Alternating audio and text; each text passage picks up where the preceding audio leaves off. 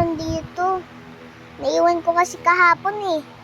Saka ang dami niyang trade. Makipag-trade nga ako. Hello, pwede makipag-trade? Oo naman. Bakit naman hindi? Sige, start na tayo.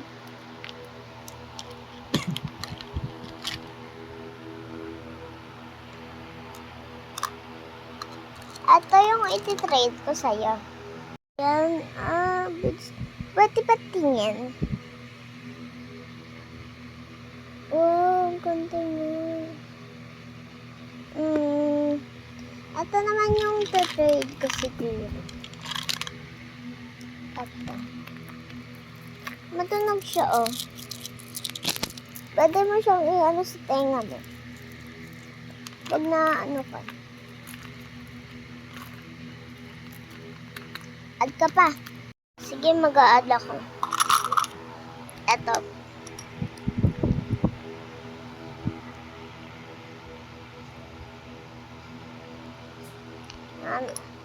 Ayan. Siguro add ka pa. Pwede. Add ka pa.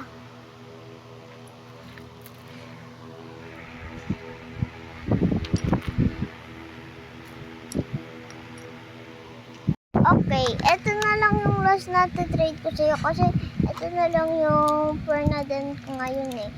Pero maubos na rin kasi ito. Ano naman ito? Dami-dami niya pa nga eh. 1,000 po nga lang yun eh. O, sige na. Accept na ako. Ako na yan.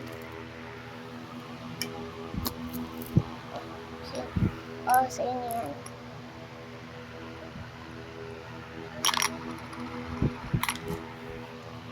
Dami ko na naman ngayon mga gamit na ano.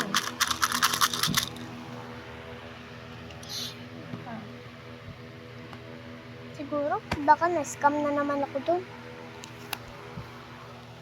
Ay nako, ano kaya? Wait for part 2! Wait for part 2! Parang ako naka-pieces. And ayun na nga. Ang dami ko na rin kasing napapansin na na nagko-comment. Bakit po kayo hindi nakikipag-trade? Mahirap lang po ba kayo? Wala po kayong pera? And sinabi ko din sa isang comment na meron naman kaming pera pero wala kasing trabaho yung papa ko. And yung mama ko, sumasayaw lang siya sa Imus. Nandito kami sa Nai. Dati kasi namin yung bahay.